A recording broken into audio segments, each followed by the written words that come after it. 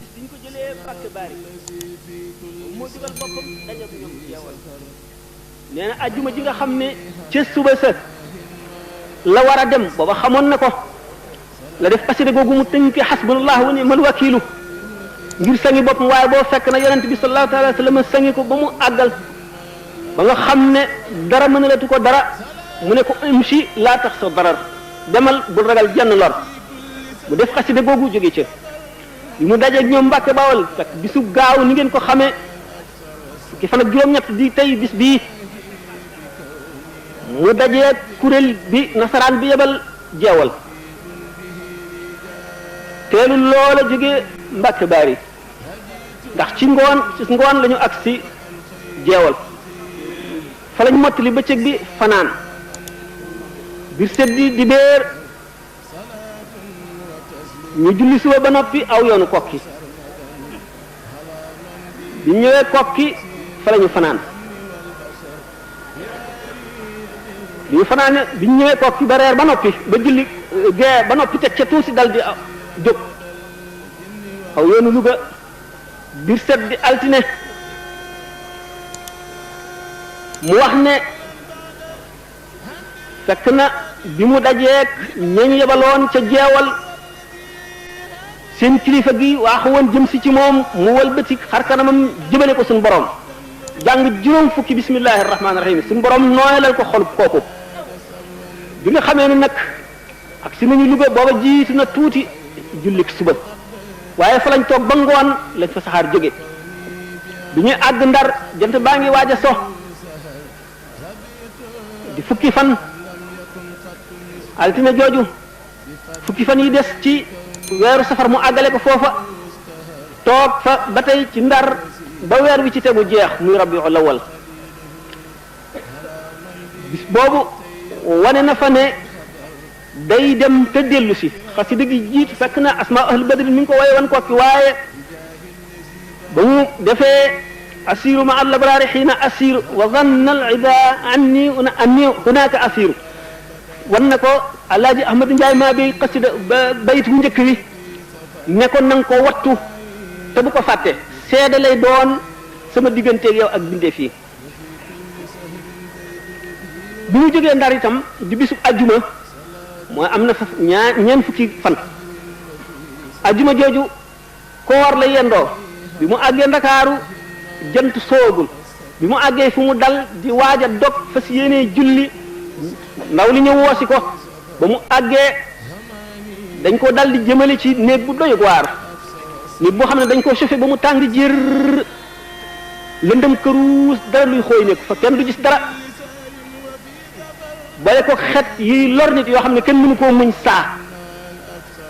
bi mu daataan dugg ci néeg bi dañoo nangu kaala gi summi dàll yi fekk samp nañ ci mboolem luy jamee ak luy xotti bi mu taxawee ci bunt biñ ko nee ba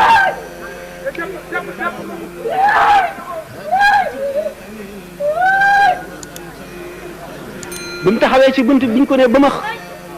tànkam bi mu njëkk a dugal dafa daj ci ràbb goo xam ne bënn na ba sar fu mu làmb daj luy gaañ saari alquran yëpp daw wut si gémmiñam njëkkante ko mu tari suratul baqarati ak suratu ali imrana xam nga ñaata yoon la ko tari moom la dundale guddi gi ba mu ci jógee ay salaatu ala nabi yu bari la ca teg foofu la gis yonent bi sallallahu taala alayhi wa sallam mu di ko gën a dolli ñaax wan ko ne ko saxaaba yi ñi di say mbokk yoon wii la ñu jaaroon tiis yii la ñu amoon ba tudd sayiduna Hamza radiyallahu anhu naka noonu itam sunu maam soxna jaara sëriñ bi nga xamee ne dundal na guddi gi ci loolu yonent bi sallallahu alayhi wa sallam ñëw xolam dal di féex néeg ba leer gisatul lenn luy lor mu am mbég moo xam ne gëj na koo am ngir digganteem ak boroomam ba mu xëyee ci suba mooy bisu gaaw ba tey samedi la dal di jubal ca gaal gi nga xam ne moo ko waroon di jële waaye ba mu demee yendu na fa fanaan mbooloo mu bari fekk na ko fa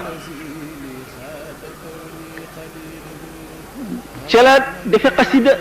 xasida gi nga xam ne ci li